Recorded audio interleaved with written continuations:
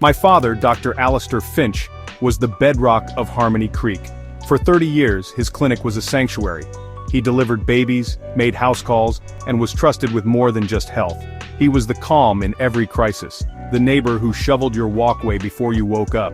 At the Founders' Day picnic, he flipped burgers, always remembering every name and story. Our home life mirrored his public persona, quiet, orderly, filled with routine and gentle guidance. He taught me to ride a bike, tie a Windsor knot, and approach life with calm. There was never chaos, never a raised voice, just tranquility, as if our lives were a carefully painted portrait. He was my hero, the fixed point in my universe. Yet looking back, the perfection was unsettling. So curated, so flawless, it felt more like a stage play than reality. Every action seemed deliberate, every word chosen with care. There were no cracks, no unguarded moments. He was always the doctor, always the pillar, always the performer. The goodness was so absolute, it was blinding. It happened on a Tuesday, October 19, 2024. My father finished work, called my mother, and never made it home. A sudden coronary event claimed him in the parking lot of the town market. The news came quietly, a slow dread rather than a dramatic shock. The police chief, a family friend, delivered the news with a strained voice. Dr. Finch was gone, just like that. The town grieved as one.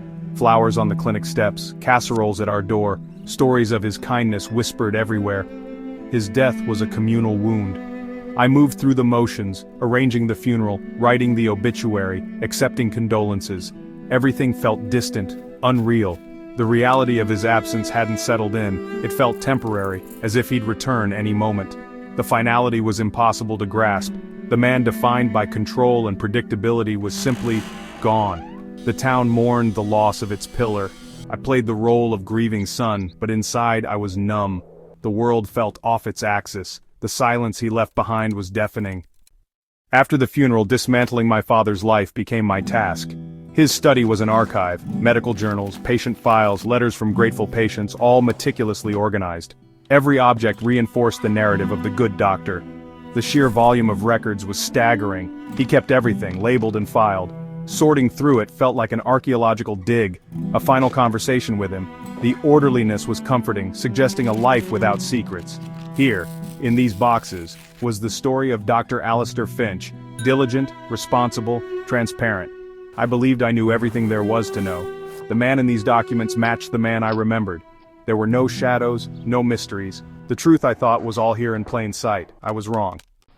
In a dusty attic box labeled Old Tax Records, I found a plain white envelope, unlabeled, anonymous. Inside was a single industrial key with a plastic tag, Unit 237. No address, no explanation.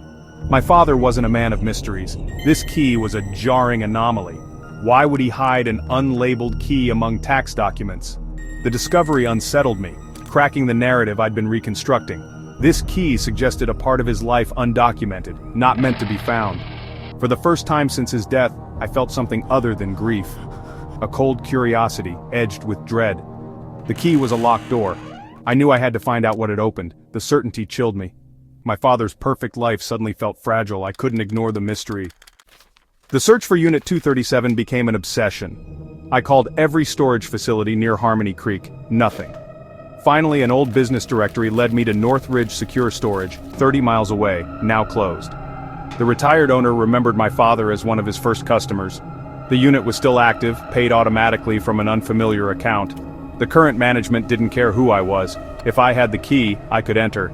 Driving to Northridge felt surreal, a ghost town of warehouses and secrets. The storage facility was grim, rusting, silent.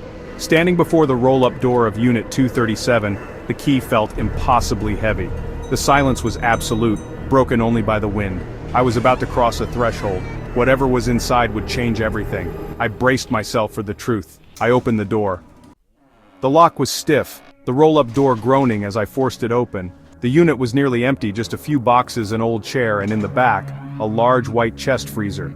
It was plugged in, humming quietly, the only sound in the space. Why would my father need a hidden freezer 30 miles from home?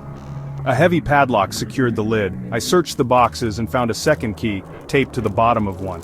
My father had created a deliberate two-step process to access this freezer. With shaking hands, I unlocked the padlock. For a long moment I couldn't lift the lid.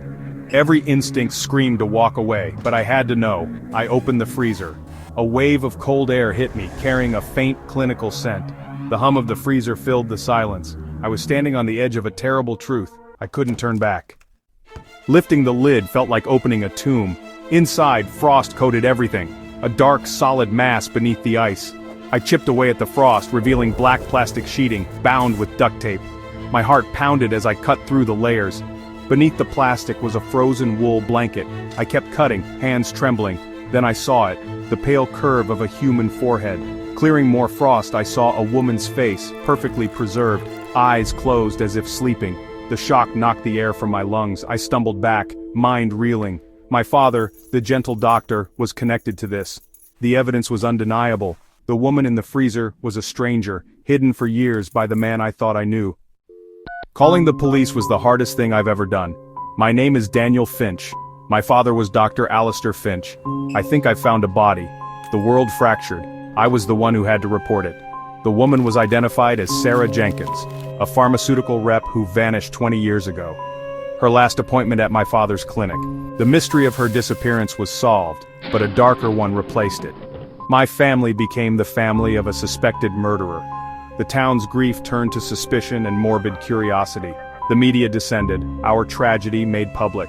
My father's name, once revered, became synonymous with betrayal. Detectives tore apart his life, searching for answers. They found nothing. No other crimes, no explanation. Sarah Jenkins was his only known victim. The man who documented everything left no record of his greatest secret. He took the why to his grave. All that remained was a legacy of questions and pain. Months have passed, but the cold never left me. The case is closed, but nothing is resolved. I live in the shadow of my father's duality. The man who raised me, and the man who hid a monstrous secret. I am left to reconcile the irreconcilable. Harmony Creek tries to move on, but the scar remains. My father's legacy is a paradox. Savior and villain. His clinic stands closed, a monument to betrayal. Some remember his kindness, others speak his name with venom. For me, he is both. My deepest love and my most profound trauma are forever entwined. The key to Unit 237 unlocked a truth I can never unlearn. I am the son of a good man, and the son of a killer. The silence he left behind is louder than any confession.